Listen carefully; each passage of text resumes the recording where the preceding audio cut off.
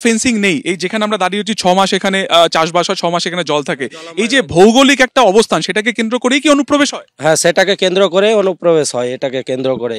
যেহেতু আমরা এখানে এক ফসলেই জমি আবাদ করতে পারি, হ্যাঁ। এখানে পুরো কুয়াশার সময় তো প্রচণ্ড ওরা আমাদেরকে ডিস্টার্ব করে, তার জন্য ওরা আতঙ্কবাদীও ঢোকার চেষ্টা করে, কিন্তু আমাদের জন্য আমরা আতঙ্কবাদী ওরা অনুপ্রবেশ করতে পারছে না খো।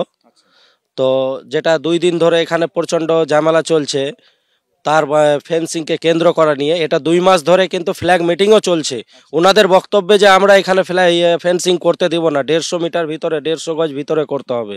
তো আমাদের বক্তব্যে না, আমাদের যেটা আইন পাস করা আছে যে আমাদের ফেন্সিংটা এই ধার দিয়েই হবে, তো আমরা এই ধার দিয়েই কিন্তু আমরা ফেন্সিংটা করেই ছাড়বো।